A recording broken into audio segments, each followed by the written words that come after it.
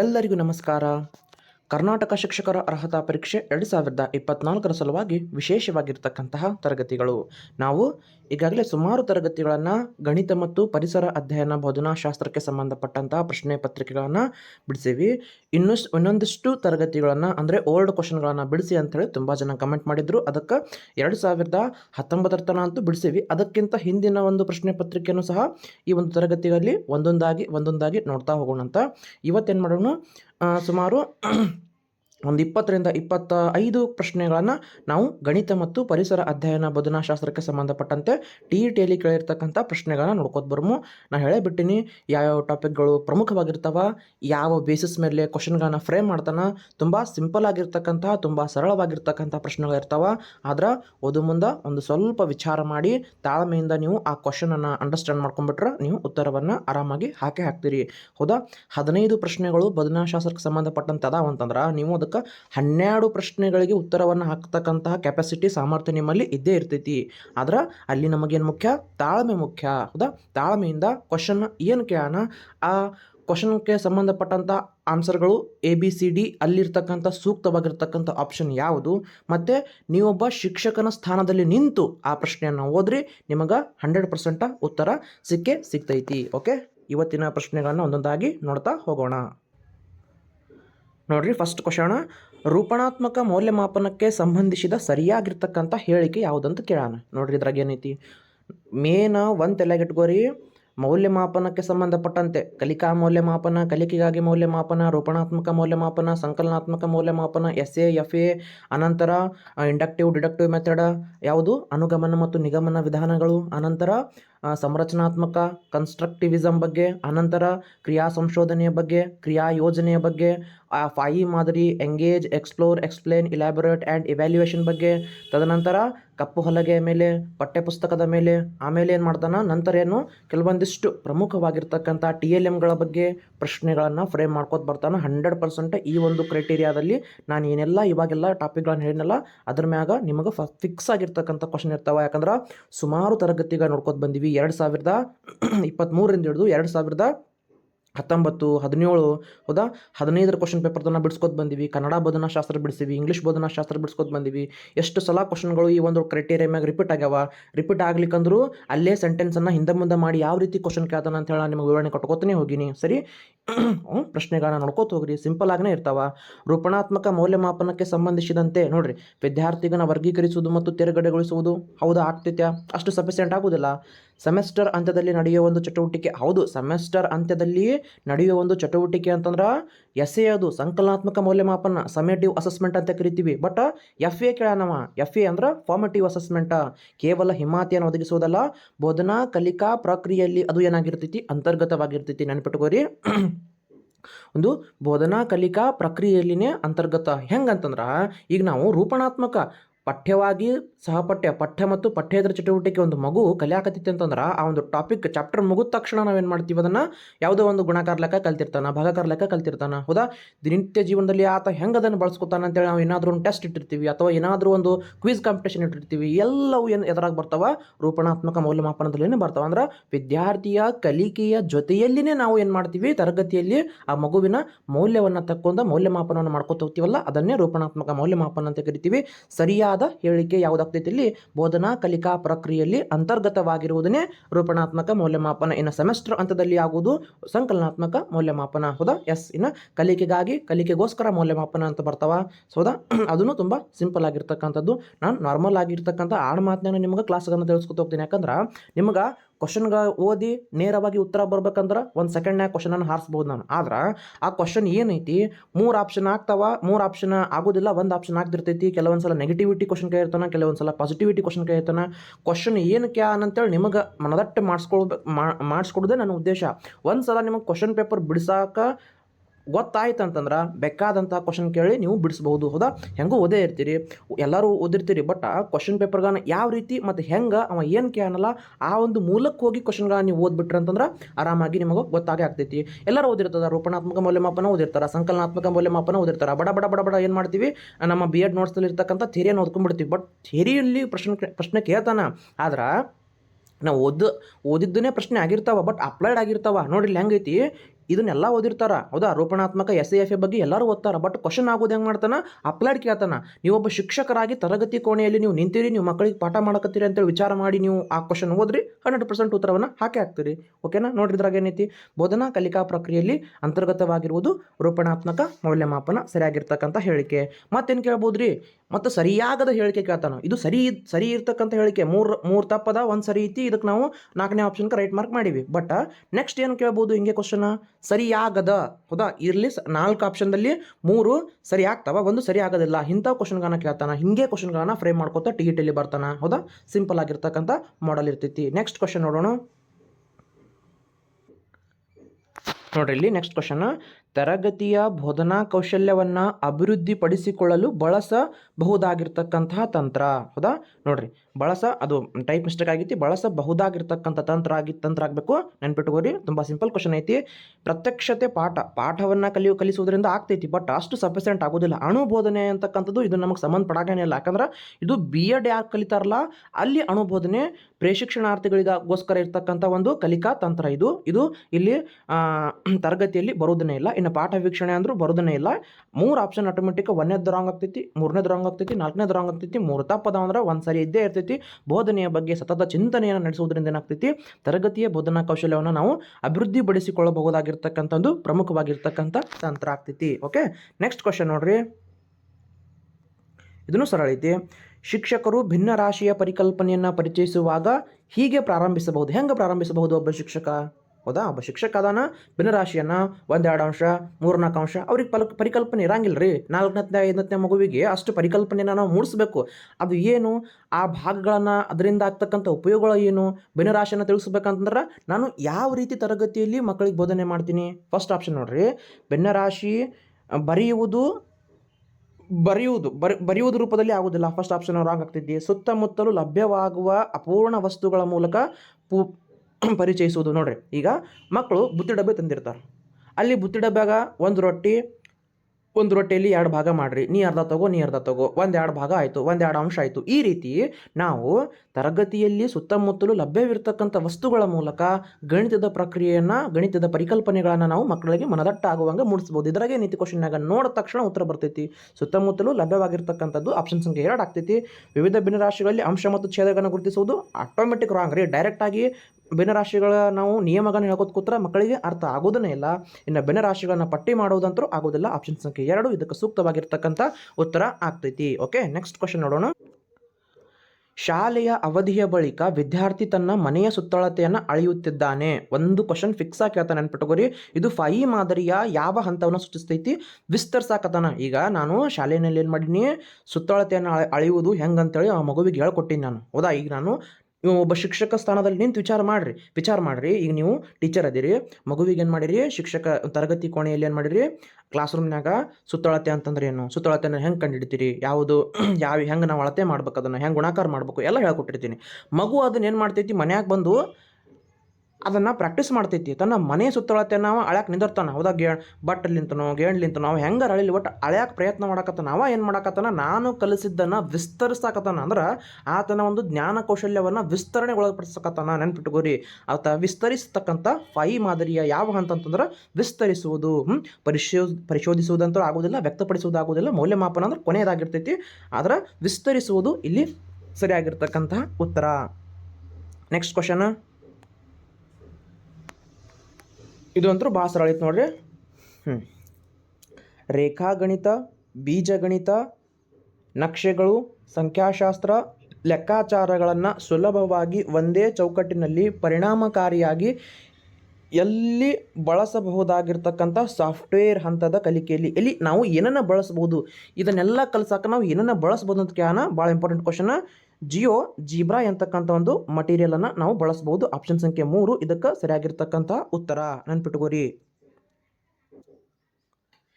ಈ ಒಂದು ಜಿಬ್ರಾವನ್ನು ಬಳಕೆ ಮಾಡುವುದರಿಂದ ಏನಾಗ್ತೈತಿ, ರೇಖಾಗಣಿತ, ಬೀಜಗಣಿತ, ನಕ್ಷೆ, ಸಂಖ್ಯಾಶಾಸ್ತ್ರ ಮತ್ತು ಲೆಕ್ಕಾಚಾರಗಳನ್ನು ಸುಲಭವಾಗಿ ಒಂದೇ ಒಂದು ಅಡಿಯಲ್ಲಿ ನಾವು ಕಲಿಯಲಿಕ್ಕೆ ಇದು ಸಹಾಯವನ್ನು ಮಾಡ್ತೈತಿ. ತುಂಬ ಸರಳ ಕ್ವಶನ್, ಮತ್ತೆ ರಿಪೀಟ್ ಆಗಿತ್ತು ನೋಡ್ರಿ. ಇದು ಹಳೆ ಕ್ವಶನ್ ಪೇಪರ್, ನೆನ್ಪಿಟ್ಕೋರಿ. 2015 ಕ್ವಶನ್ ಪೇಪರ್ ಇದು. ಮ್ಯಾಕ್ಸಿಮಮ್ ಇದು ಭಾಳ ಸಲ ರಿಪೀಟ್ ಆಗಿಲ್ಲ, 1-2 ಸಲ 2 ಕಡೆನೂ ರಿಪೀಟ್ ಆಗೈತಿ. ನೋಟ್ ಮಾಡ್ಕೊಂಡು ಇಟ್ಕೊಳ್ಳೋದು ಉತ್ತಮ. ಸರಿ, ಓಕೆ, ನೆಕ್ಸ್ಟ್ ಕ್ವಶನ್ಗೆ ಹೋಗೋಣ. ನೋಡ್ರಿ, ಹೇಳಿನಲ್ಲ, ಈ ಒಂದು ಕ್ರೈಟೇರಿಯಾ ಮ್ಯಾಗ ಫಿಕ್ಸ ಕ್ವಶನ್ನ ಕಟ್ಟಿಟ್ಟಂತಹ ಬುತ್ತಿ ನೋಡ್ರಿ. ಒಂದು ಸಾಮಾನ್ಯ ತತ್ವ ನಿಯಮವನ್ನು ತೆಗೆದುಕೊಂಡಿನಿ, ಅದರಿಂದ ತೀರ್ಮಾನಗಳನ್ನು ನಾನು ಪಡೆಯತಕ್ಕಂಥ ಬೋಧನಾ ವಿಧಾನ. ಒಂದು ತತ್ವ ಐತಿ, ನೇರವಾಗಿ ನಿಯಮಕ್ಕೆ ಹೋಗಿನಿ ಅಂತಂದ್ರೆ ನಿಗಮನ ಪದ್ಧತಿ, ಇದರ ಅಪೋಸಿಟ್ ಅಂತಂದ್ರೆ ಅನುಗಮನ ಪದ್ಧತಿ. ನಿಗಮನ ಪದ್ಧತಿ ಮತ್ತು ಅನುಗಮನ ಪದ್ಧತಿ ಮೇಲೆ ಫಿಕ್ಸ್ ಕ್ವಶನ, ಇನ್ನು ಪ್ರಾಯೋಗಿಕ ವಿಧಾನದ ಮೇಲೇನು ಫಿಕ್ಸ್ ಕ್ವಶನ, ಯೋಜನಾ ವಿಧಾನದ ಮೇಲೇನು ಫಿಕ್ಸ್ ಕ್ವಶನ. ಏನು 4 ಆಪ್ಷನ್ ಅದ ನೋಡ್ರಿ, 1 2 3 4 ಇವು ಫಿಕ್ಸ್ ಆಗಿರ್ತಕ್ಕಂಥ ಕ್ವಶನ್ನ ಕೇಳ್ಕೊತಾ ಬರ್ತಾನ. ನೆಕ್ಸ್ಟ್ ನೋಡ್ರಿ, ಪ್ರಾಥಮಿಕ ಹಂತದಲ್ಲಿ ಗಣಿತ ಶಿಕ್ಷಣವನ್ನು ಕಲಿಸಬೇಕೆಂದು NCF 2005 ಪರಿಗಣಿಸುವುದು. ಯಾಕೆ ಪರಿಗಣಿಸ್ತೈತಿ? ಪ್ರಾಥಮಿಕ ಹಂತದಲ್ಲಿ ಗಣಿತ ಶಿಕ್ಷಣವನ್ನು ಕಲಿಸಲೇಬೇಕೆಂದು. ನೋಡ್ರಿ, ಮಕ್ಕಳ ಮನೋವೈಜ್ಞಾನಿಕ ತರ್ಕಕ್ಕಿಂತ ಗಣಿತ ತರ್ಕವೇ ಹೆಚ್ಚಾದುದು. ಸರಿ ಅನಿಸ್ತೈತ್ಯಾ? ಫಸ್ಟ್ ಆಪ್ಷನ್ ನೋಡ್ರಿ, ಓದ್ಕೋರಿ ಒಮ್ಮೆ, ಆಮೇಲೆ ಎರಡನೇದು ಓದ್ಕೋರಿ. ಗಣಿತೀಯ ತರ್ಕಕ್ಕಿಂತ ಮಕ್ಕಳ ಮನೋವೈಜ್ಞಾನಿಕ ತರ್ಕವೇ ಹೆಚ್ಚಾದುದು. ಭವಿಷ್ಯದ ಉದ್ಯೋಗದ ಆಯ್ಕೆಯ ಅವಶ್ಯಕತೆಗೆ ಅನುಗುಣವಾಗಿ ಭಾವನೆಗಳ ವಾದಾನುವಾದ ಚರ್ಚೆ ಮತ್ತು ಸಾಕ್ಷ್ಯಾಧಾರಿಗಳಿಗೆ ಅನುಗುಣವಾಗಿ ಆಗ್ತೈತೆ. ಆಗುದಿಲ್ರಿ, ಸಫಿಸೆಂಟ್ ಅನ್ಸಂಗಿಲ್ಲ. ಮಕ್ಕಳ ಮನೋವೈಜ್ಞಾನಿಕ ತರ್ಕಕ್ಕಿಂತ ಗಣಿತದ ತರ್ಕವೇ ಹೆಚ್ಚಾದುದು ರಾಂಗ್. ಯಾಕಂದ್ರೆ NCF 2005 ಇದನ್ನು ಹೇಳಂಗೇನೇ ಇಲ್ಲ. ಇನ್ನು 3ನೇ ಆಪ್ಷನ್ ನೋಡ್ರಿ, ಭವಿಷ್ಯದ ಉದ್ಯೋಗದ ಆಯ್ಕೆ ಅವಶ್ಯಕತೆಗೆ ಅನುಗುಣವಾಗಿ, ಇದನ್ನು ರಾಂಗ. ಭಾವನೆಗಳ ವಾದಾನುವಾದ ಚರ್ಚೆ ಇಲ್ಲಿ ಬರೋದನ್ನೇ ಇಲ್ಲ, 3 ನೆಗೆಟಿವ್ ಇಡದವ. ಆದ್ರೆ ಗಣಿತೀಯ ತರ್ಕಕ್ಕಿಂತ ಮಕ್ಕಳ ಮನೋವೈಜ್ಞಾನಿಕ ತರ್ಕವೇ ಹೆಚ್ಚಾಗಿರೋದ್ರಿಂದ ಏನಾಗ್ತೈತಿ, ನಾವು ಪ್ರಾಥಮಿಕ ಹಂತದಲ್ಲಿ ಮಕ್ಕಳನ್ನು ಗಣಿತವನ್ನು ಕಲಿಸೋದ್ರಿಂದ ಅವರ ಮೆದುಳು ಚುರುಕಾಗ್ತೈತಿ, ಇನ್ನೂ ಹೆಚ್ಚು ಸೃಜನಶೀಲರಾಗ್ತಾರೆ ಮಕ್ಕಳು, ಹೆಚ್ಚಾನೆಚ್ಚು ಚಿಂತನೆಗಳನ್ನು ಪಡ್ಕೋತ ಹೋಗ್ತಾರೆ. ನೋಡ್ರಿ, ಒಂದು ತಿಳ್ಕೊರಿ, ಹೌದಾ, ಮಹಾನ್ ತತ್ವಜ್ಞಾನಿಗಳು, ವಿಜ್ಞಾನಿಗಳು, ಹೌದಾ, ಇವರಿಗೆ ನಿಲುಕಲಾರದಂತಹ ಪ್ರಶ್ನೆಗಳನ್ನು ನಮ್ಮ ಪ್ರಾಥಮಿಕ ಶಾಲಾ ಹಂತದ ಮಕ್ಕಳು ಕೇಳ್ತಾರೆ. ಭಾರಿ ಭಾರಿ ವಿಚಾರ ಇರ್ತಾವಬಹುದು. ನೋಡ್ರಿ, ಒಂದು ಮಗು ಏನು ಕೇಳ್ತೊಮ್ಮೆ ನನಗೆ ಕ್ಲಾಸ್ ಹೇಳೋ ಮುಂದೆ, ಸರ 5ನೇ ಅವರಿಗೆ 8ನೇ ಅವರಿಗೆ ಬೋರ್ಡ್ ಎಕ್ಸಾಮ್ ಅದಾವ ಸರ, ಬೋರ್ಡ್ ಎಕ್ಸಾಮ್ ಅಂದ್ರೆ ಬೋರ್ಡ್ ಮ್ಯಾಗೆ ಬರಿಬೇಕೇನು ಸರ ಅಂತ ಕೇಳ್ಬಿಟ್ರು. ಅದ್ಭುತ ವಿಚಾರ. ಅವ್ರಿಗೆ ಏನು ಉತ್ತರ ಕೊಡ್ಬೇಕು ನಾನು? ಉತ್ತರ ಕೊಡಕ್ಕೆ ಬರೋದೇ ಇಲ್ಲ ಅವರಿಗೆ. ಇಲ್ಲಪ್ಪ, ಹಂಗಿರಂಗಿಲ್ಲ, ಬೋರ್ಡ್ ಎಕ್ಸಾಮ್ ಅಂತಂದ್ರೆ ಹಂಗಿಲ್ಲ, ಮೌಲ್ಯಾಂಕನ ಅಂತೇಳಿ ನಮಗಿಟ್ಟಾರ. ನೀವು ಏನು ಮಾಡಬೇಕು, ನಿಮಗೆ ಒಂದು ಸ್ಪೆಷಲ್ ಆಗಿರ್ತಕ್ಕಂಥ ಎಕ್ಸಾಮ್ಗಳನ್ನು ನಮ್ಮ ರಾಜ್ಯ ಸರ್ಕಾರ ತೆಗೆದುಕೊಳ್ಳಾಕತ್ತೈತಿ. ಅದಕ್ಕೆ ನೀವು ಏನು ಮಾಡಬೇಕು, ಸಪ್ರೇಟಾಗಿ ನಿಮಗೆ ಹಾಲ್ ಟಿಕೆಟ್ ಬರ್ತಾವೆ, ನೀವು ಸಪ್ರೇಟಾಗಿ ಎಕ್ಸಾಮ್ ಬರೀಬೇಕು. ಇದಕ್ಕೆ ನಾವು ಮೌಲ್ಯಾಂಕನ ಅಂತ ಕರಿತೀವಪ್ಪ, ಬೋರ್ಡ್ ಎಕ್ಸಾಮ್ ಅಂತ ಕರಿತೀವಿ. ನೀವು ಬೋರ್ಡ್ ಎಕ್ಸಾಮ್ ಅಂದ್ರೆ ಬೋರ್ಡ್ನ್ಯಾಗ ಬರಿಬಾರ್ದು ಅಂತೇಳಿ ಅವಾಗ ಹಿಂಗೆ ತಿಳಿಸಿದಾಗ ಅವ್ರಿಗೆ ಗೊತ್ತಾಗ್ತೈತಿ. ಬೋರ್ಡ್ ಎಕ್ಸಾಮ್ ಬೋರ್ಡ್ ಮ್ಯಾಗೆ ಬರಿಬೇಕು. ಅವ್ರ ಕಲ್ಪನೆ ಶಕ್ತಿನೇ ಹಂಗಿರ್ತೈತಿ, ಮಾತಾಡೋಕ್ಕೆ ಆಗಂಗಿಲ್ಲ, ಹೌದಾ. ಅದ್ರಾಗ ಸರ್ಕಾರಿ ಶಾಲಾ ಮಕ್ಕಳಂತೂ ಅದ್ಭುತವಾಗಿರ್ತಾವೆ ಅವು. ಯಾಕಂದ್ರೆ ದೊಡ್ಡ ದೊಡ್ಡ ಹುಟ್ಟುವುದನ್ನೇ ಅಲ್ಲೇ, ವಿಜ್ಞಾನಿಗಳು, ತತ್ವಜ್ಞಾನಿಗಳು, ಸಾಹಿತ್ಯಗಳು ಹುಟ್ಟುವುದನ್ನೇ ಅಲ್ಲೇ. ಮತ್ತು ಅವು ಹಂಗೆ ಕ್ವಶನ್ಗಳನ್ನು ಕೇಳಕ್ಕೆ ಹೇಳ್ತಾರಲ್ಲ, ಎಷ್ಟು ಚಂದ ಇರ್ತದೆ ನೋಡ್ರಿ. ಅದಕ್ಕೆ ಅನ್ನೋದು ಶಿಕ್ಷಕ ವೃತ್ತಿ ಅನ್ನೋದನ್ನೇ ಒಂದು ಗೌರವ, ಹೌದಾ. ಅದು ಪಡ್ಕೋಬೇಕಂತಂದ್ರೆ ಎಲ್ಲರಿಂದನೂ ಸಾಧ್ಯ ಆಗೋದಿಲ್ಲ. ನೆನ್ಪಿಟ್ಕೋರಿ, ನಿಮಗೆ ಅದು ಮುಂದೆ ಬರ್ತೈತಿ 100%. TET ಕ್ಲಿಯರ್ ಮಾಡ್ಕೋರಿ. ಮುಂದೆ ಬರ್ತಕ್ಕಂಥ HSTR GPSTR ಎಕ್ಸಾಮನ್ನು ಬರೀರಿ. ಆರಾಮಾಗಿ ನೀವು ಒಂದು ಹುದ್ದೆಯಲ್ಲಿರಿ. ಗೌರ್ಮೆಂಟ್ ಹುದ್ದೆನೇ ಮಾಡ್ಬೇಕಂತಿಲ್ಲ, ನೀವು ಎಲ್ಲಿ ಹೋದ್ರೂ ನೀವು ಆ್ಯಸ್ ಅ ಟೀಚರಾಗೆ ನೀವು ಒಂದು ಪಾಠವನ್ನು ಆ ಮಗುವಿಗೆ ನೀವು ಕಲಿಸಿದ್ರ ಅಂತಂದ್ರೆ ಸಾಯುವುದನ್ನು ಆ ಮಗು ನಿಮಗೆ ಸರ್ ಅಂತಲೇ ಕರಿತೈತಿ. ನನಗೆ ಟೀಚರ್ ಇಂಥ ಪಾಠವನ್ನು ಹೇಳಾನಂತಲೇ ಅದು ಸಾಯುವುದನ್ನು ನಿಮಗೆ ನೆನೆಸ್ತೈತಿ. ನೆನಪಿಟ್ಟುಕೋರಿ, ಈ ಹುದ್ದೆಗಿರ್ತಕ್ಕಂಥ ಮೌಲ್ಯನೇ ಹಾಗೆ, ಹೌದಾ. ನೀವು ಎಲ್ಲೇ ಇರ್ರಿ, ಆ್ಯಸ್ ಅ ಟೀಚರ್ ಎಲ್ಲೇನ ಹೇಳ್ರಿ, ಪ್ರೈವೇಟ್ನಾಗಾರ ಹೇಳ್ರಿ, ಗೌರ್ಮೆಂಟ್ ಟೀಚರಾರ ಆಗ್ರಿ, ನೀವು ಕೋಚಿಂಗ್ ಕ್ಲಾಸಾರ ಹೇಳ್ರಿ, ಏನಾರ ಮಾಡಿರಿ, ಆ್ಯಸ್ ಅ ಟೀಚರ್ ಆಗಿ ನೀವು ಮಾಡ್ತಕ್ಕಂಥ ಪ್ರಮುಖ ಉದ್ದೇಶ ಏನು, ಮಕ್ಕಳಿಗೆ ಮಂದಟ್ಟಾಗೋ ಹಂಗೆ ನೀವು ನಿಮ್ಮ ಪಾಠ ಬೋಧನೆ ಸಾಕ್ತಾ ಹೋಗಬೇಕು. ಓಕೆ, ನೆಕ್ಸ್ಟ್ ಕ್ವಶನ್ ನೋಡೋಣ. ಗಣಿತವು ಎಲ್ಲ ವಿಜ್ಞಾನಗಳ ಮುಖ್ಯದ್ವಾರ ಮತ್ತು ಕೀಲಿ ಇದ್ದಂತೆ ಎಂದು ಹೇಳಿದವರು ಯಾರು? ಬೆಕನ್ ಅಂತಕ್ಕಂಥ ಒಬ್ಬ ವಿಜ್ಞಾನಿ. ನೆನ್ಪಿಟ್ಕೋರಿ, ತುಂಬ ಸಲ ರಿಪೀಟ್ ಆಗಿದ್ದ ಕ್ವಶನ್ ಇದು. ಗಣಿತವು ಎಲ್ಲ ವಿಜ್ಞಾನಗಳ ಮುಖ್ಯ ದ್ವಾರ ಮತ್ತು ಕೀಲಿ ಇದ್ದಂತೆ ಎಂದು ಹೇಳಿಕೊಟ್ಟವ ಬೆಕನ್ ಅಂತಕ್ಕಂಥ ವಿಜ್ಞಾನಿ. ಬರ್ಕೊಂಡು ಇಟ್ಕೊಂಡ್ಬಿಡ್ಬೇಕಂತ ಕ್ವಶನ್ಗಳು, ಯಾಕಂದ್ರೆ ಭಾಳ ಸಲ ರಿಪೀಟ್ ಆಗ್ತಾವ, ಕೆಲವೊಂದು ಸಲ ಏನಾಗ್ತಾವ ರಿವಿಷನ್ ಮಾಡೋಕ್ಕೂ ಅನುಕೂಲ ಆಗ್ತಾವ. ನೆಕ್ಸ್ಟ್ ಕ್ವಶನ್ ನೋಡ್ರಿ, ಶಿಕ್ಷಕರು ತಮ್ಮ ತರಗತಿಯಲ್ಲಿ ಗಣಿತ ಕಲಿಕಾ ಪರಿಸರವನ್ನು ಸೃಜನಾತ್ಮಕ ಪ್ರೋತ್ಸಾಹಿಸುವಂತೆ ಆಲೋಚನೆಗಳಿಗೆ ನಿರ್ಮಾಣ ಮಾಡಬೇಕಾಗಿದ್ದು ಅಂದ್ರೆ ಇಲ್ಲೇನು ಕ್ವಶನ್ ಐತಿ, ಶಿಕ್ಷಕ ಅದಾನ, ಅವರಲ್ಲಿ ಸೃಜನಾತ್ಮಕತೆ ಚಿಂತನೆ ಬೆಳಿಬೇಕು. ಸೃಜನಾತ್ಮಕ ಚಿಂತನೆ ಬೆಳಿಬೇಕಂತಂದ್ರೆ ಸೃಜನಾತ್ಮಕ ಚಿಂತನೆ ಬೆಳಿಬೇಕು ಮತ್ತು ಕಲಿಕಾ ಪರಿಸರ ತರಗತಿಯಲ್ಲಿ ಹೆಚ್ಚಾಗಬೇಕು, ಹೌದಾ. ಯಾರಿಗೋಸ್ಕರ ಮಾಡಬೇಕು? ಅಸಾಧಾರಣ ಪ್ರತಿಭಾವಂತ ವಿದ್ಯಾರ್ಥಿಗಳಿಗೆ ಮಾಡಬೇಕು, ಹೌದಾ. ವಿಚಾರ ಮಾಡಿರಿ ನೀವು. ಅನಂತರ ಸಾಧಾರಣ ವಿದ್ಯಾರ್ಥಿಗಳಿಗೆ ಮಾತ್ರ ಮಾಡಬೇಕು, ಎಲ್ಲ ವಿದ್ಯಾರ್ಥಿಗಳಿಗೆ ಮಾಡಬೇಕು, ಅಥವಾ ಸೃಜನಾತ್ಮಕವಾಗಿ ಆಲೋಚಿಸಲು ಮತ್ತು ಶಕ್ತ ಮತ್ತು ಆಸಕ್ತರಾದ ವಿದ್ಯಾರ್ಥಿಗಳಿಗೆ ಮಾತ್ರ ಮಾಡಬೇಕು. ವಿಚಾರ ಮಾಡಿರಿ. ಒಬ್ಬ ಶಿಕ್ಷಕ ಅದಾನ, ಆವತ್ತ ಕಲ್ಸಾಕತ್ತಾನಂತಂದ್ರೆ ಬರೀ ಕೆಲವೊಂದಿಷ್ಟು ಮಕ್ಕಳಿಗೆ ಮಾತ್ರ ಆಯ್ಕೆ ಮಾಡಿ ಬೋಧನೆ ಮಾಡಂಗಿಲ್ಲ ಸ್ನೇಹಿತರೆ, ನೆನಪಿಟ್ಟುಕೋರಿ. ಒಬ್ಬ ಶಿಕ್ಷಕನಾದವನು ವರ್ಗ ಕೋಣೆಯಲ್ಲಿರ್ತಕ್ಕಂಥ ಎಲ್ಲ ಮಕ್ಕಳಿಗೆ ಅನುಗುಣವಾಗಿ ಆತ ಯೋಚನೆ ಮಾಡಿ ತನ್ನ ಒಂದು ಪ್ಲ್ಯಾನನ್ನು ಮಾಡ್ತಾನೆ, ಬೋಧನೆಯನ್ನು ಮುಂದುವರಿಸ್ತಾನೆ. ನೆನ್ಪಿಟ್ಟುಕೋರಿ, ಹೌದಾ. ಒಬ್ಬ ಶಿಕ್ಷಕ ಏನು ಮಾಡಬೇಕು, ಎಲ್ಲ ವಿದ್ಯಾರ್ಥಿಗಳಿಗೆ ಗಣಿತ ಕಲಿಕಾ ಪರಿಸರವನ್ನು ಆತ ಸೃಜನಾತ್ಮಕತೆಯನ್ನು ಪೋಷಿಸಲು ಏನು ಮಾಡ್ಬೇಕು, ಆತ ನಿರ್ಮಾಣ ಮಾಡಬೇಕಾಗಿರ್ತಕ್ಕಂಥ ಕೆಲಸ ಅಂತಂದ್ರೆ ಎಲ್ಲ ವಿದ್ಯಾರ್ಥಿಗಳಿಗೋಸ್ಕರ ಆತ ಒಂದು ಕೆಲಸವನ್ನು ನಿರ್ವಹಣೆ ಮಾಡಬೇಕು. ಓಕೆ, ನೆಕ್ಸ್ಟ್ ಕ್ವಶನ್ ನೋಡೋಣ. ನೋಡ್ರಿ ಒಂದೇ ಕ್ವಶನ್ ಪೇಪರ್ನಾಗ ಮತ್ತೆ ರಿಪೀಟ್ ಆಗಿತ್ತು ನೋಡ್ರಿ ಕ್ವಶನ್ ಇದು. ಅಲ್ಲಿ ಅನುಗಮನ ಕೇಳೋಣ, ಇಲ್ಲಿ ನಿಗಮನ, ಅಲ್ಲಿ ನಿಗಮನ ಕೇಳೋಣ, ಇಲ್ಲಿ ಅನುಗಮನ ಕೇಳೋಣ ಅಷ್ಟೇ. ಶಿಕ್ಷಕರು ಬೇರೆ ಬೇರೆ ತ್ರಿಕೋನಗಳನ್ನು ಪರಿಚಯಿಸ್ತಾರ. ಅಂತಿಮವಾಗಿ ತ್ರಿಭುಜದ 3 ಒಳಕೋನಗಳ ಮೊತ್ತ 180 ಡಿಗ್ರಿ ಆಗಿರುತ್ತದೆ ಎಂದು ಹೇಳ್ತಾರ. ಸಾಮಾನ್ಯೀಕರಿಸುವುದು. ಇಲ್ಲಿ ಅನುಸರಿಸ್ತಕ್ಕಂತಹ ಬೋಧನಾ ವಿಧಾನ ಯಾವುದು ಅಂತಂದ್ರೆ ಅನುಗಮನ ವಿಧಾನ. ಏನಿಲ್ಲ, ಒಂದು ತ್ರಿಭುಜನ ತೆಗೆದುಕೊಳ್ತಾರ, ಬೇರೆ ಬೇರೆ ಎಕ್ಸಾಂಪಲ್ ಅನ್ನು ಕೊಡ್ತಾರ, ಅದನ್ನ 3 ಭಾಗಗಳ ಮೊತ್ತ 180 ಡಿಗ್ರಿ ಆಗಿತ್ತು ಅಂತ ಹೇಳ್ತಾರ. 180 ಡಿಗ್ರಿ ಆಗಿರ್ತಕ್ಕಂಥ ಅನುಗಮನ ವಿಧಾನ. ಈ ಒಂದು ನಿರ್ಧಾರಕ್ಕೆ ನಾವು ಕೊನೆಯದಾಗಿ ತತ್ವವನ್ನು ತಿಳ್ಕೊತೀವಿ. ಎಕ್ಸಾಂಪಲ್ಗಳ ಮೂಲಕ ಶಿಕ್ಷಕ ಏನು ಮಾಡ್ತಾನಲ್ಲಿ ಬೋಧನೆಯನ್ನು ಮಾಡಕತ್ತಾನಂತಂದ್ರೆ ಆತ ಅನುಗಮನ ವಿಧಾನವನ್ನು ಬಳಕೆ ಮಾಡಕತ್ತಾನ. ಗಣಿತದಲ್ಲಿ ಎರಡೂ ಬರ್ತಾವ, ಒಂದು ನಿಗಮನ ವಿಧಾನನೂ ಬಳಕೆ ಆಗ್ತೈತಿ, ಅನುಗಮನ ವಿಧಾನನೂ ಬಳಕೆ ಆಗ್ತೈತಿ. ಹೌದಾ, ತುಂಬ ಸಲ ಕ್ವಶನನ್ನು ಕೇಳಕ್ಕೆ ಆತಾನೆ, 100% ಕೇಳಕ್ಕೆ ಆತಾನೆ. ಮತ್ತೆ ನೆಕ್ಸ್ಟ್ ಕ್ವಶನ್ ನೋಡ್ರಿ. ಗಣಿತ ಕಲಿಕೆಯಲ್ಲಿ ವಿದ್ಯಾರ್ಥಿಗಳ ತಾರ್ಕಿಕತೆಯನ್ನು ಪ್ರೋತ್ಸಾಹಿಸುವಂತಹ ತರಗತಿ ಕೋಣೆಯನ್ನು ಸೃಷ್ಟಿಸುವಾಗ ಈ ಕೆಳಗಿನ ಯಾವ ಅಂಶ ಸಹಾಯಕಾರಿಯಾಗುವುದಿಲ್ಲ? ನೆಗೆಟಿವ್. ಇಲ್ಲಿ ನೆಗೆಟಿವ್ ಕೇಳೋಣ ಅಂದ್ರೆ 3 ಆಗ್ತಾವ, 1 ಆಗೋದಿಲ್ಲ. ಏನು ಕೇಳ್ಯಾನ ಕ್ವಶನ್ ಅದು ಭಾಳ ಮುಖ್ಯ ನಿಮಗೆ. ಗಣಿತ ಕಲಿಕೆಯಲ್ಲಿ ವಿದ್ಯಾರ್ಥಿಗಳ ತಾರ್ಕಿಕತೆಯನ್ನು ಪ್ರೋತ್ಸಾಹಿಸುವಂತಹ ತರಗತಿ ಕೋಣೆಯನ್ನು ಸೃಷ್ಟಿಸುವಾಗ ಈ ಕೆಳಗಿನ ಯಾವ ಅಂಶ ಸಹಾಯಕಾರಿಯಾಗುವುದಿಲ್ಲ? ತರಗತಿಯಲ್ಲಿ ವಿದ್ಯಾರ್ಥಿಗಳಿಗೆ ಹೆಚ್ಚಿನ ಪ್ರಶ್ನೆಗಳನ್ನು ಕೇಳಲು ಪ್ರೋತ್ಸಾಹಿಸಬೇಕು, 100% ಸರಿ ಆಗ್ತೈತಿ. ಶಿಕ್ಷಕರು ತಪ್ಪು ಉತ್ತರಗಳನ್ನು ವಜಾಗೊಳಿಸಿ ವಿದ್ಯಾರ್ಥಿಗಳು ತಮ್ಮ ಉತ್ತರಗಳನ್ನು ಸಮರ್ಥಿಸಿಕೊಳ್ಳಲು ಅವಕಾಶ ನೀಡದಿರುವುದು. ಇನ್ನೊಮ್ಮೆ ಓದ್ರಿ. ಹೌದಾ, ಗಣಿತ ತರಗತಿಗಳು ಕೇವಲ ಸಮಸ್ಯೆಗಳನ್ನು ಬಿಡಿಸುವ ಮತ್ತು ರೂಢಿಗತವಾಗಿಸಬಾರದು. ವಿದ್ಯಾರ್ಥಿಗಳ ಸ್ವತಃ ಸಮಸ್ಯೆಯನ್ನು ಸೃಷ್ಟಿಸಿ ಅದನ್ನು ಪರಿಹರಿಸಲು ಪ್ರೋತ್ಸಾಹಿಸಬೇಕು. ನೋಡ್ರಿ, 3 ಆಪ್ಷನ್ನ ನಮಗೇನಾಗ್ತೈತಿ, 1ನೇದು ಸರಿ ಅನ್ನಿಸ್ತೈತಿ.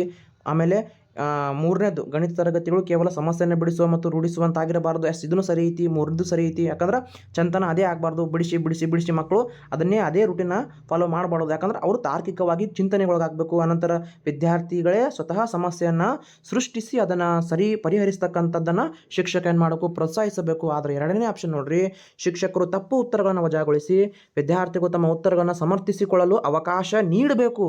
ನೀಡದಿರುವುದು ಅಂತ ಕೊಟ್ಟಾನ, ನೀಡದಿರುವುದು ಅಲ್ಲ, ನೀಡಬೇಕು ಅಂತಕ್ಕಂಥದ್ದು. ಹೌದಾ, ಅದಕ್ಕೆ ಆಪ್ಷನ್ ಸಂಖ್ಯೆ 2 ಇಲ್ಲಿ ಸರಿಯಾಗಿರ್ತಕ್ಕಂಥ ಉತ್ತರ. ಬಹಳ ಸಿಂಪಲ್ ಆಗಿರ್ತಕ್ಕಂಥ ಕ್ವಶನ್ನೇ ಕೇಳ್ತಾನ, ಆದರೆ ನಿಮ್ಮ ತಾಳ್ಮೆ ಮುಖ್ಯ. ಕ್ವಶನ್ ಏನು ಕೇಳೋಣ ಅಲ್ಲಿ ಆನ್ಸರನ್ನು ನೀವು ಹೇಗೆ ಹುಡುಕಬೇಕು. ಪಾಸಿಟಿವ್ ಸೆಂಟೆನ್ಸ್ ಕೇಳಿದಂದ್ರೆ 3 ಕ್ವಶನ್ನ ತೆಗಿಯೋ ಮುಂದೆ, ಕ್ವಶನ್ ಓದೋ ಮುಂದೆ ಅವ ಏನು ಕೊಟ್ಟಾನ, ಸಹಾಯಕಾರಿ ಆಗುವುದಿಲ್ಲ, ನೆಗೆಟಿವ್ ಕೊಟ್ಟಾನ. ನೆಗೆಟಿವ್ ಕ್ವಶನ್ ಕೊಟ್ಟನಂದ್ರೆ 3 ಪಾಸಿಟಿವ್ ಆಗಿರ್ತಾವ, ಒಂದು ನೆಗೆಟಿವ್ ಆಪ್ಷನ್ ಇರ್ತೈತಿ, ಅದು ಸರಿಯಾಗಿರ್ತಕ್ಕಂಥ ಉತ್ತರ ಆಗ್ತೈತಿ.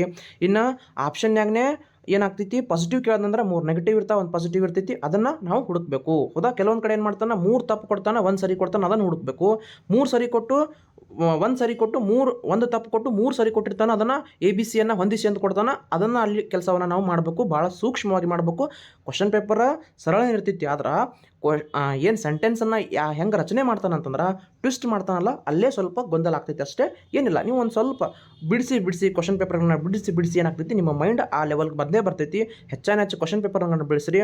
ನಿಮ್ಮ ಹತ್ರ ಕ್ವಶನ್ ಬ್ಯಾಂಕ್ ಇರ್ಲಿಕ್ಕಂದ್ರೆ ಈಗಲೇ ತರಿಸ್ಕೋರಿ. ಯಾಕಂದ್ರೆ ಆನ್ಲೈನ್ದಾಗ ರಗಡ್ ಮಾರ್ಕೆಟ್ ಬುಕ್ಸ್ ಅದಾವ, ಬುಕ್ಸ್ಟಲ್ಲಿ ಹೋಗ್ರಿ, ಯಾವುದೋ ಒಂದು ಕ್ವಶನ್ ಪೇಪರ್ನ ನೀವು ತೊಗೊಂಬರ್ರಿ, ಬಿಡಿಸ್ರಿ. ಆರಾಮಾಗಿ ದಿನ ಬಿಡಿಸ್ಕೊತ ಹೋಗ್ರಿ. ಹೆಂಗೂ ಕ್ಲಾಸ್ಗಳನ್ನ ಕೇಳ್ತಿರಲ್ಲ, ನಿಮ್ಗೆ ಬಿಡಿಸಿ ಮತ್ತಿಷ್ಟು ರೂಢಿ ಆಗ್ತೈತಿ. ಎಷ್ಟು ಕ್ವಶನ್ಗಳನ್ನ ಬಿಡಿಸ್ತೀರಿ ಅಷ್ಟು ಪರ್ಫೆಕ್ಟ್ ಹಾಕೋತ ಹೋಗ್ತೈತಿ. ಆಮೇಲೆ ಇದ್ದಿದ್ದೇ ಐತಿ, ಓದೋದಂತೂ ಇದ್ದೇ ಇರ್ತೈತಿ. ಓದೋದ್ರ ಜೊತೆಗೇ ನಮಗೇನಾಗಬೇಕು, ಕ್ವಶನ್ ಬ್ಯಾಂಕ್ ಬಹಳ ಮುಖ್ಯ. ಕ್ವಶನ್ಗಳನ್ನ ಎಷ್ಟು ಬಿಡಿಸ್ಕೊತ ಹೋಗ್ತೀವಿ, ನಿಮ್ಮ ಮೈಂಡ್ ಆ ಥರ ಯೋಚನೆ ಮಾಡ್ಕೊತ ಹೋಗ್ತೈತಿ. ನೀವು ಅದಕ್ಕೆ ಉತ್ತರವನ್ನು ಕಂಡ್ಕೊತಾನೆ ಹೋಗ್ತೀರಿ. ಎಸ್, ನೆಕ್ಸ್ಟ್ ಕ್ವಶನ್ ನೋಡೋಣ. ನೋಡ್ರಿ, ಇದು ಎಷ್ಟು ಚಂದ ಇತ್ತು ಕ್ವಶನ್. ಪೂರ್ವ ಕಿರಿಯ ಪ್ರಾಥಮಿಕ ಹಂತ ಐತಿ, ಅಂದ್ರೆ ಪೂರ್ವ ಕಿರಿಯ ಪ್ರಾಥಮಿಕ ಹಂತದ ಮಕ್ಕಳದಾರ, ಸಣ್ಣ ಮಕ್ಕಳದಾರ. ಮಕ್ಕಳಿಗೆ ಸಂಕಲನದ ಪರಿಕಲ್ಪನೆಯನ್ನು ತಿಳಿಸಬೇಕು. ಸಂಕಲನದ ಪರಿಕಲ್ಪನೆಯನ್ನು ತಿಳಿಸುವ ಪ್ರಾರಂಭದಲ್ಲಿ ಕಲಿಸುವಾಗ ಅನುಸರಿಸಬಹುದಾಗಿರ್ತಕ್ಕಂಥ ಸೂಕ್ತ ಹಂತಗಳು ಬಹಳ ಸಿಂಪಲ್ ಐತಿ.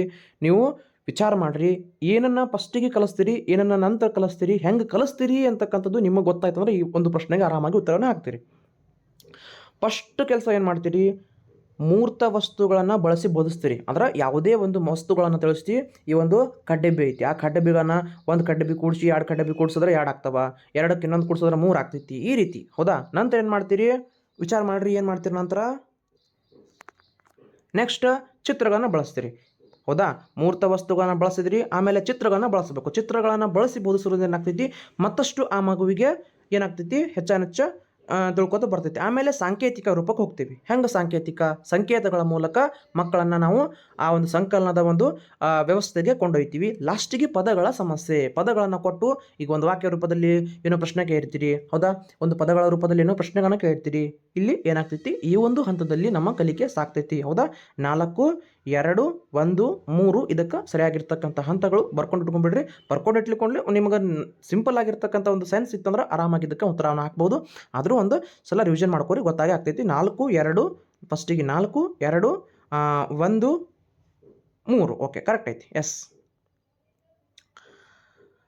ಕ್ಷೇತ್ರ ಗಣಿತ ಬೋಧನೆಯ ಅಂತ್ಯದಲ್ಲಿ ವಿದ್ಯಾರ್ಥಿಗಳಿಗೆ ಮನೆಗೆಲಸವನ್ನು ಯಾಕೆ ಕೊಡ್ಬೇಕು ನಾವು? ಈಗ ಕ್ಷೇತ್ರ ಗಣಿತ ಬೋಧನೆಯ ಅಂತ್ಯದಲ್ಲಿ ವಿದ್ಯಾರ್ಥಿಗಳಿಗೆ ಮನೆಗೆಲಸವನ್ನು ಕೊಡೋದ್ರಿಂದ ಏನಾಗ್ತೈತಿ? ವಿರಾಮ ಕಾಲ ಬಳಸಿಕೊಳ್ಳಲು ಆಗೋದಿಲ್ಲ. ವಿದ್ಯಾರ್ಥಿಗಳನ್ನ ಅವಿಶ್ರಾಂತಿಗೊಳಿಸಲು ರಾಂಗ್ ನೆಗೆಟಿವ್ ಸೆಂಟೆನ್ಸ್ ಐತಿ. ಆಮೇಲೆ 4ನೇದು ಹೋದ್ರಿ ಪೋಷಕರ ಗಮನ ತರಲು, ಪೋಷಕರ ಗಮನಕ್ಕೆ ಇದನ್ನು ನೆಗೆಟಿವ್ ಸೆಂಟೆನ್ಸ್. ಗಳಿಸಿದ ಜ್ಞಾನವನ್ನು ಅನ್ವಯಿಸಲು, ಹೌದಾ. ಏನು ಕ್ಷೇತ್ರದಲ್ಲಿ ಕಲ್ತಿರ್ತಾರಲ್ಲ ಮಕ್ಕಳು, ಅದನ್ನು ಅವರು ಸ್ವತಃ ಅನ್ವಯಿಸ್ಬೇಕಂತಂದ್ರೆ ಅವರು ಸ್ವತಃ ಅದನ್ನು ಪ್ರಾಕ್ಟೀಸ್ ಮಾಡಬೇಕು. ಇದಕ್ಕೋಸ್ಕರನೇ ಒಬ್ಬ ಶಿಕ್ಷಕನಾದವನು ಏನು ಮಾಡ್ತಾನೆ, ಮನೆ ಕೆಲಸವನ್ನು ವಿದ್ಯಾರ್ಥಿಗಳಿಗೆ ಕೊಟ್ಕೋತಾ ಹೋಗ್ತಾನೆ. ನೆನಪಿಟ್ಟುಕೋರಿ, ಬೋಧನಾ ಶಾಸ್ತ್ರ ಏನಾಗಿರ್ತೈತಿ, ನೀವು ಒಬ್ಬ ಶಿಕ್ಷಕನ ಸ್ಥಾನದಲ್ಲಿ ಒಂದು ಸ್ವಲ್ಪ ವಿಚಾರ ಮಾಡಿಬಿಡ್ರಿ, ನಿಂತು ಆರಾಮಾಗಿ ಹಾಕ್ತೀರಿ. ಯಾಕೆ ಕೊಡ್ತೀರಿ ಮನೆ ಕೆಲಸವನ್ನು ಮಕ್ಕಳಿಗೆ, ಹೌದಾ? ಹೋಮ್ವರ್ಕನ್ನು ಯಾಕೆ ಕೊಡ್ತೀವಿ?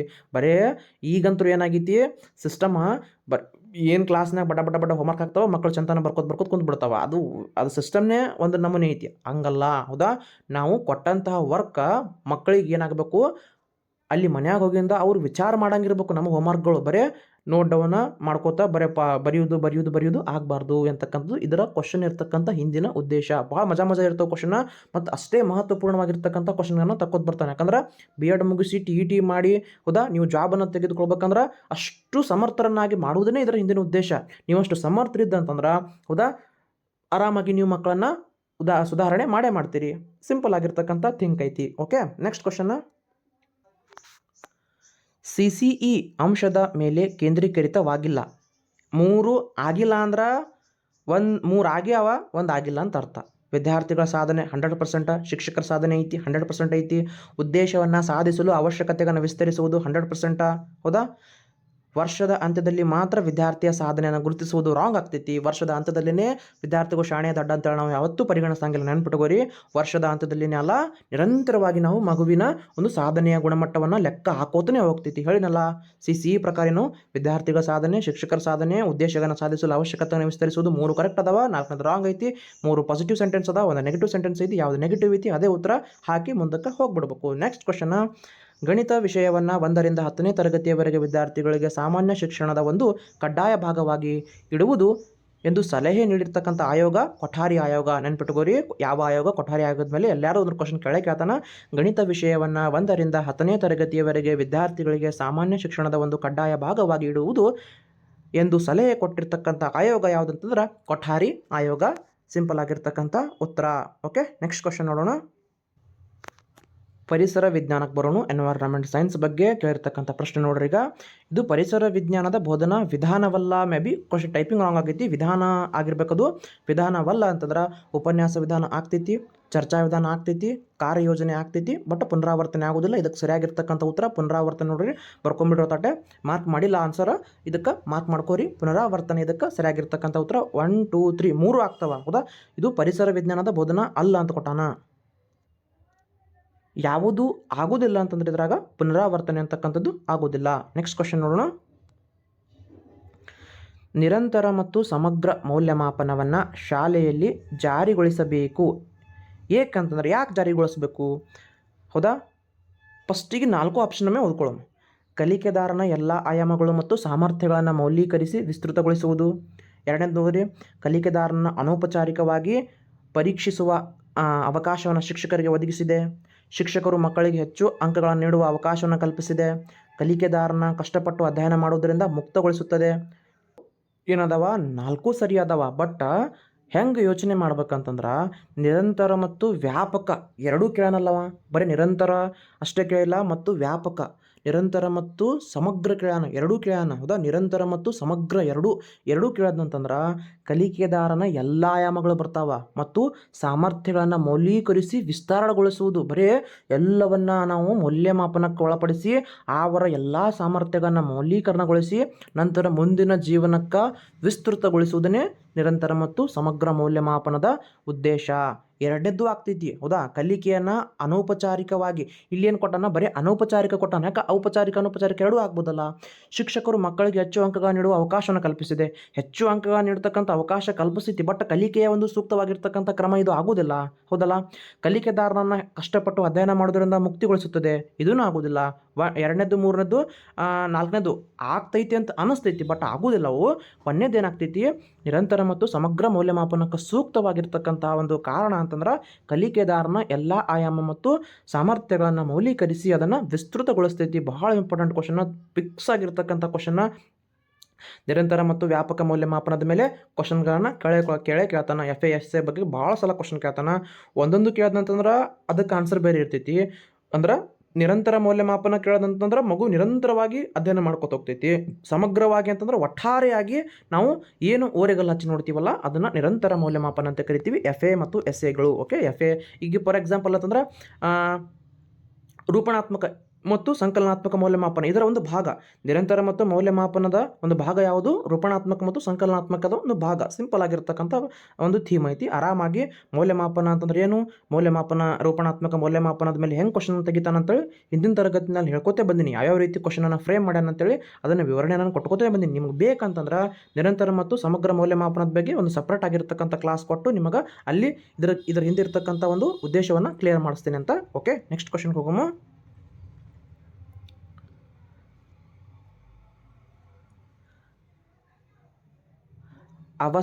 ಅವಸಾನದ ಅಂಚಿನಲ್ಲಿ, ಅವಸಾನದ ಅಂಚು ಅಂದರೆ ಕೊನೆಯ ಅಳಿವಿನ ಅಂಚಿನಲ್ಲಿ ಇರ್ತಕ್ಕಂಥ ಅಂತ ಕರಿತೀವಲ್ಲ. ಓಕೆ, ಅವಸಾನದ ಅಂಚಿನಲ್ಲಿರುವ ಸಸ್ಯ ಮತ್ತು ಪ್ರಾಣಿಗಳ ಸಂಕುಲದ ಪರಸ್ಥಾನ ಸಂರಕ್ಷಣೆಯ ಇದರ ಮೂಲ ಸಾಧ್ಯ ಎದರಿಂದ ಅಂತಂದ್ರೆ, ಇದು ಕ್ವಶನ್ ಏನಂತ ಅಂತಂದ್ರೆ ಕ್ವಶನ್ ಅದು ಆಪ್ಷನ್ ನೋಡ್ರಿ ಇಲ್ಲಿ. ಈ ಒಂದು ಜರ್ಮ್, ಫ್ಲಾಸ್ಕ್, ಬ್ಯಾಂಕ್ಗಳ ಮೂಲಕ ಅಳಿವಿನಲ್ಲಿ ಅಂಚಿನಲ್ಲಿರ್ತಕ್ಕಂಥ ಪ್ರಾಣಿ ಮತ್ತು ಸಂಕುಲಗಳನ್ನು ನಾವು ಏನು ಮಾಡ್ಬೋದು, ಅದರ ಸಂರಕ್ಷಣೆ ಎದರಿಂದ ಸಾಧ್ಯ ಅಂತ ಕ್ವಶನ್ನ. ಇದು ಪರಿಸರ ಅಧ್ಯಯನಕ್ಕೆ ಸಂಬಂಧಪಟ್ಟಂಥ ಕ್ವಶನ್ ಐತಿ. ಭಾಳ ಇಂಪಾರ್ಟೆಂಟ್ ಕ್ವಶನ್ ಇದನ್ನು. ಜರ್ಮ್, ಫ್ಲಾಸ್ಕ್, ಬ್ಯಾಂಕ್ಗಳು ಇದನ್ನು ಬರ್ಕೊಂಡು ಇಟ್ಕೊಂಡ್ಬಿಡ್ರಿ, ಮುಂದೂ ನಿಮಗೆ ಅನುಕೂಲ ಆಗ್ತೈತಿ. ನೆಕ್ಸ್ಟ್ ನೋಡ್ರಿ, ಅರಣ್ಯವು ಜನರಿಂದ ಮತ್ತು ಜನರಿಗಾಗಿ ಎಂಬುದು ಸಂಬಂಧಿಸಿರುವುದು ಎದಕ್ಕೆ? ಸಿಂಪಲ್ ಐತಿ. ರೇಷ್ಮೆ ಕೃಷಿ ಆಗ್ತೈತೆ? ಆಗೋದಿಲ್ಲ ರೀ. ಕೃಷಿ ಅರಣ್ಯ ಇದನ್ನು ಆಗೋದಿಲ್ಲ. ಅರಣ್ಯ ಬೆಳವಣಿಗೆ ಆಗೋದಿಲ್ಲ. ಸಾಮಾಜಿಕ ಅರಣ್ಯ ಅಂತಂದ್ರೆ ಜನರಿಂದ ಮತ್ತು ಜನರಿಗಾಗಿ. ಅರಣ್ಯ ಅಂತಕ್ಕಂಥದ್ದು ಜನರಿಂದ ಮತ್ತು ಜನರಿಗಾಗಿ ಅಂತಕ್ಕಂಥದ್ದು ಒಂದು ಸಾಮಾಜಿಕ ಅರಣ್ಯ ಆಗಿ ಪರಿಣಮಿಸ್ತೈತಿ. ತುಂಬ ಸರಳವಾಗಿರ್ತಕ್ಕಂಥ ಪ್ರಶ್ನೆ. ನೆಕ್ಸ್ಟ್ ಕ್ವಶನ್ ನೋಡೋಣ. ಏನು ಕ್ವಶನ? ಜೈವಿಕ ಅಡಚಣೆ ಮತ್ತು ಮಾನವನ ಮಧ್ಯೆ ಪ್ರವೇಶಿಸುವನ್ನು ಕಟ್ಟುನಿಟ್ಟಾಗಿ, ಅಂದ್ರೆ ಜೈವಿಕ ಅಡೆತಡೆ ಮತ್ತು ಮಾನವನ ಮಧ್ಯೆ ಪ್ರವೇಶಿಕೆಯನ್ನು ಕಟ್ಟುನಿಟ್ಟಾಗಿ ನಿಷೇಧಿಸಿರುವುದು. ಎದರಲ್ಲಿ ನಿಷೇಧಿಸ್ಯಾರ?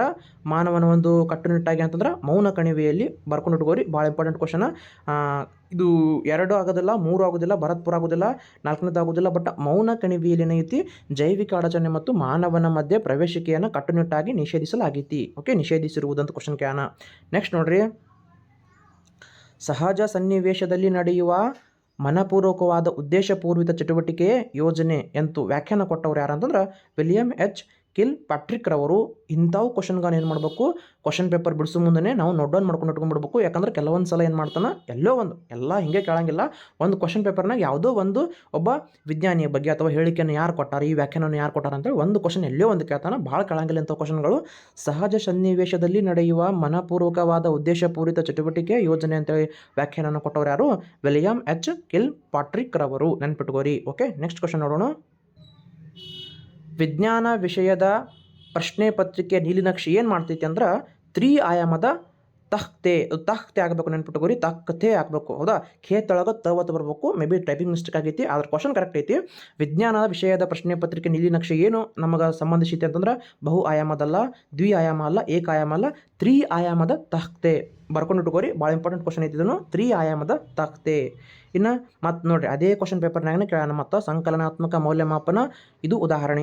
ಯಾವುದು ಉದಾಹರಣೆ? ಸಂಕಲನಾತ್ಮಕ ಬಂತಲ್ಲ, ಸಂಕಲನ ಎಫ್ ಎ ಅಲ್ಲ. ರೂಪಣ ಅಂತಂದ್ರೆ ಮಗುವನ್ನು ರೂಪಿಸ್ಕೋತಾರ. ಅಂದ್ರೆ ನಾವೀಗ ಒಂದು ಪಾಠವನ್ನು ಹೇಳಿ, ಈಗ ಸದ್ಯಕ್ಕೆ ನಾನು ಯಾವ ಪಾಠ ಹೇಳೀನಿ? ಜೀವಿಗಳ ಆವಾಸ ಅಂತಕ್ಕಂಥ ಪಾಠವನ್ನು ಹೇಳಿದೆ. ಆ ಜೀವಿಗಳ ಆವಾಸ ಅಂತಕ್ಕಂಥ ಪಾಠವನ್ನು ಹೇಳಿ ಅವರಿಗೊಂದು ಕಿರು ಪರೀಕ್ಷೆಯನ್ನು ತೆಗೆದುಕೊಂಡೆ ಅದೇ ಪಾಠದ ಮೇಲೆ. ಆ ಕಿರು ಪರೀಕ್ಷೆಯನ್ನು ತೆಗೆದುಕೊಂಡು ಮತ್ತೇನು ಮಾಡಿದೆ? ಅವರಿಗೆ ನೀವು ಇಷ್ಟು ಕಲ್ತಿರಪ್ಪ, ನಾ ಎಷ್ಟು ಬೋಧನೆ ಮಾಡೀನಿ, ಮಗು ಎಷ್ಟು ಸಾಮರ್ಥ್ಯವನ್ನು ಅಲ್ಲಿದಲ್ಲೇ ಅಳೆಯುವುದು. ಹೌದಾ? ನಿರಂತರವಾಗಿ ವರ್ಗ ಕೋಣೆಯಲ್ಲಿ ದಿನನಿತ್ಯ ನಾವು ಮಗುವಿನ ಸಾಮರ್ಥ್ಯವನ್ನು ಅಳೆಯುವುದು FA ಫಾರ್ಮೇಟಿವ್ ಅಸೆಸ್ಮೆಂಟ್ ಅಂತ ಕರಿತೀವಿ. ಸಂಕಲನಾತ್ಮಕ ಅಂತಂದ್ರೇನು? ವರ್ಷದ ಕೊನೆಗೆ, ಹೌದಾ, ವಾರ್ಷಿಕ ಪರೀಕ್ಷೆಗಳ ನಿರ್ವಹಣೆ. ಬರೇ ವರ್ಷದ ಕೊನೆಯಲ್ಲಿ ಏನು ಮಗು ಒಟ್ಟಾರೆಯಾಗಿ ಏನು ಸಾಧನೆ ಮಾಡಿತಿಲ್ಲ ಅದನ್ನು ನಾವು ಅಳೆಯುವುದನ್ನು ವಾರ್ಷಿಕ ಪರೀಕ್ಷೆಯ ಮೂಲಕ ಏನು ಅಳಿತೀವಲ್ಲ ಅದನ್ನು ಸಂಕಲನಾತ್ಮಕ ಮೌಲ್ಯಮಾಪನ ಅಂತ ಕರಿತೀವಿ. ಭಾಳ ಮುಖ್ಯವಾಗಿರ್ತಕ್ಕಂಥ ಟಾಪಿಕ್ ಇದು. ಫಿಕ್ಸ್ ಕ್ವಶನನ್ನು ಕೇಳ್ಕೊತ ಬರ್ತಾನೆ, ನೆನ್ಪಿಟ್ಕೋರಿ. ಓಕೆ, ಈಗ ನೆಕ್ಸ್ಟ್ ಕ್ವಶನ್ ನೋಡೋಣ. ಇಲ್ಲಿ ಜ್ಞಾನ ವಲಯಕ್ಕೆ ಸಂಬಂಧಿಸಿದ ನಿರ್ದಿಷ್ಟ ಅಂತಂದ್ರೆ ಇಲ್ಲಿ ವಿಶ್ಲೇಷಣೆ ಆಗ್ತೈತಿ. ಜ್ಞಾನ ವಲಯಕ್ಕೆ ವಿಶ್ಲೇಷಣೆ ಅಂತಕ್ಕಂಥದ್ದು ಸಂಬಂಧಪಟ್ಟೈತಿ. ಇನ್ನು ಮೃದುವಂಗಿ ಅಂತಂದ್ರೆ ಓದಿ ಇರ್ತೀರಿ ಆರಾಮಾಗಿ. ಮೃದುವಂಗಿ ಹೆಂಗಿರ್ತಾವ? ಒಂದು ಉದಾಹರಣೆ ಕಾರಣ, ಜಿಗಣೆ ಆಗೋದಿಲ್ಲ, ಚೇಳಾಗೋದಿಲ್ಲ, ನಕ್ಷತ್ರ ಮೀನು ಆಗೋದಿಲ್ಲ, ಬಸವನ ಹುಳು ಒಂದು ಮೃದುವಂಗಿಗೆ ಸೂಕ್ತವಾಗಿರ್ತಕ್ಕಂಥ ಉದಾಹರಣೆ. ಎಷ್ಟು ಪ್ರಶ್ನೆಗಳನ್ನು ಗಣಿತ ಮತ್ತು ಪರಿಸರ ಅಧ್ಯಯನಕ್ಕೆ ಸಂಬಂಧಪಟ್ಟಂತೆ ಬೋಧನಾಶಾಸ್ತ್ರದ ಮೇಲೆ ಇರತಕ್ಕಂಥ ಇನ್ನೂ 1-2 ಕ್ಲಾಸ್ ಮಾಡೋಣ. 1 ಅಥವಾ 2 ಕ್ಲಾಸ್ಗಳನ್ನು ಮಾಡಿ ನಿಮಗೇನು ಹೆಚ್ಚು ಕ್ವಶನ್ಗಳನ್ನು ಪ್ರೊವೈಡ್ ಮಾಡೋದು ಉದ್ದೇಶ. ಯಾಕಂದ್ರೆ ಅಲ್ಲಿ ನೀವು ಎಷ್ಟು ಕ್ವಶನ್ಗಳನ್ನು ಬಿಡಿಸ್ಕೋತ ಹೋಗ್ತಿರಲ್ಲ ಅಷ್ಟು ನಿಮಗೆ ಪ್ರಶ್ನೆಗಳು ಸರಳ ಆಕೋತ ಹೋಗ್ತಾವ. ನೀವು ಈಗ ನಿಮ್ಮ ಪುಸ್ತಕದಲ್ಲಿ ಕ್ವಶನ್ಗಳನ್ನು ಬಿಡಿಸ್ರಿ, ನಿಮ್ಗೆ ಎಷ್ಟು ಸರಳ ಅನ್ನಿಸ್ತಾವೋ ನೋಡ್ಕೊರಿ. ಹೌದಾ? ಅದನ್ನು ನಾವು ಎಷ್ಟು ಪ್ರಯತ್ನ ಮಾಡ್ಕೋತ ಕಲ್ಕೋತ ಹೋಗ್ತೀವಲ್ಲ ಅಷ್ಟೇ ನಮಗೆ ಸಬ್ಜೆಕ್ಟ್ಗಳು ಜಾಸ್ತಿ ಪರ್ಫೆಕ್ಟ್ ಹಾಕೋತ ಹೋಗ್ತಾವೆ. ಆರಾಮಾಗೋದ್ರಿ. ತುಂಬ ಸಿಂಪಲ್ ಆಗಿರ್ತಕ್ಕಂಥ ಪ್ರಶ್ನೆ ಪತ್ರಿಕೆ ಇರ್ತೈತಿ. ಮತ್ತೆ ಏನು ಮಾಡೋಣ? ನೆಕ್ಸ್ಟ್ ಒಂದು ಪ್ರಶ್ನೆ ಪತ್ರಿಕೆಯ ಮೂಲಕ ನಾನು ನಿಮಗೆ ಮತ್ತೆ ಭೇಟಿ ಆಗ್ತೀನಿ ಸ್ನೇಹಿತರೆ. ಎಲ್ಲರಿಗೂ ನಮಸ್ಕಾರ ಮತ್ತು ಧನ್ಯವಾದಗಳು.